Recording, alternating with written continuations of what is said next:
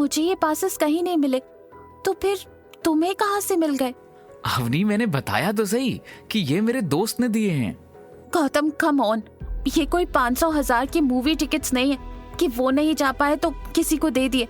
इन passes की value कम से कम 50 लाख है, और 50 लाख के पासेस कोई भी ऐसे ही इतनी आसानी से किसी को नहीं दे सकता। वो ये पासेस किसी को बेच सकते थे अगर वो नहीं जा सकते थे। इन पासेस के लिए तो लोग दुगनी कीमत देते लास्ट मिनट तक खरीदने के लिए। बी ऑनेस्ट, सच क्या है मैं वो जानना चाहती हूँ। अवनी अपनी बात कहकर गौतम की आंखों में देखने लगी। गौतम एक पल के लिए खामोश हो गया। अवनी अपनी बात कहकर गौतम की आंखों में देखने लगी। गौतम एक पल के लिए खामोश हो गया। अवनी, मैं सच कह रहा हूँ, ये पासेस मेरे दोस्त ने दिए हैं। वो दरअसल मैंने दोस्त की जान बचाई थी, वो तब से मेरा ये एहसान लेकर चल रहा है। मैं उसे कई बार मना भी कर चुका हूँ, लेकिन वो मेरी बात मानता ही नहीं है। मैंने उससे बस एक बार कहा था, उसने पासेस घर पर ही भेज दिए। Trust me. ठीक है, मुझे तुम पर पूरा भरोसा है। अवनी की बात सुनते ही गौतम के चेहरे पर मुस्कान आ गई, लेकिन तभी अनिल ने उन दोनों को आवाज दे दी। अरे बस अवनी, अब कितने सवाल जवाब करोगी? पासेस मिल गए ना, अब मैं अच्छे से कपड़े भी देख लेता हूं, क्योंकि कल जाना भी है। अनिल ने मुस्कुराते हुए कहा। उसकी आंखों में एक गहरी चमक थी, लेकिन गीता का माथा अभी तक गुस्से में तमतमाया हुआ था। अवनी अपने पापा के चेहरे पर छाई खुशी देखकर गौतम को चोरी छिपे देखने लगी। आज एक बार फिर गौतम ने सभी की खुशी के लिए एक प्रॉब्लम चुटकियों में सॉल्व कर दी थी। दोनों अगले ही पल ऑफिस जाने के लिए निकल गए। शाम को थक हार कर जब वो ऑफिस से वापस आए तो गौतम ने देखा कि अवनी ने पहले से ही बाहर से खाना ऑर्डर कर दिया था। डिनर के बाद अनिल गौतम से कल के ऑक्शन के बारे में बात करने लगा। अनिल की बातों से ही मालूम चल रहा था कि वो कल के ऑक्शन के लिए बहुत एक्साइटेड था, लेकिन उसी वक्त गौतम के फोन में अवनी का टेक्स्ट मैसेज आता है कि कमरे में आओ, एक सरप्राइज है।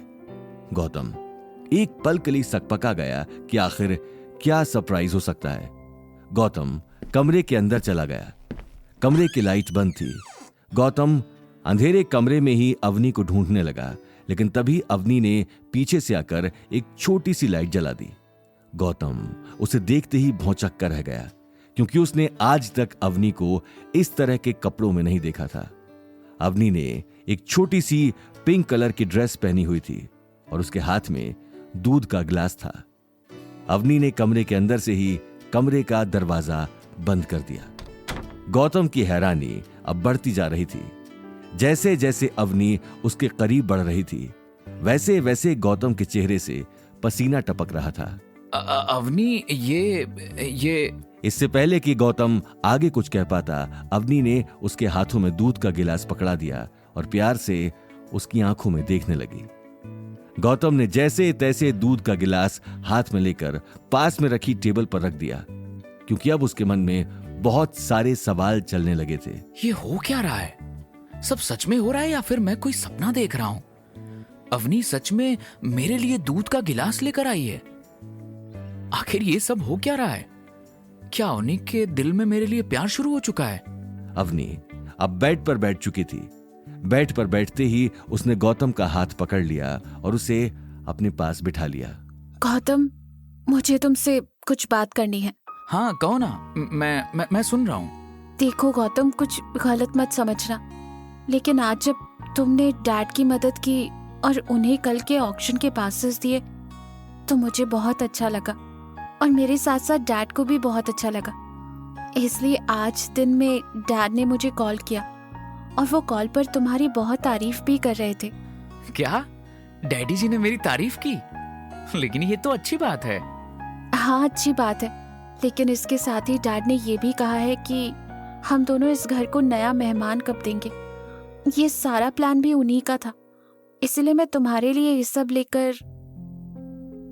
गौतम, प्लीज इस बात को गलत मत लेना, लेकिन मैं जानती हूँ कि हमारी शादी को 3 साल हो चुके हैं और हमने आज तक एक दूसरे को उस नजर से देखा भी नहीं है। अपनी बात कहते ही अवनी एक पल के लिए खामोश हो गई। उसके चेहरे में चिंता साफ दिखाई दे रही थी। गौतम ने उसकी अधूरी बातों को सुनकर ही उसके चेहरे पर हाथ रख दिया। आगे की कहानी जानने के लिए देखिए अगला एपिसोड सिर्फ पॉकेट एफएम के यूट्यूब चैनल पर और रॉयल वारिस के सारे एपिसोड्स को सुनने के लिए डिस्क्रिप्शन में दी लिंक से डाउनलोड करें पॉकेट एफएम ऐप।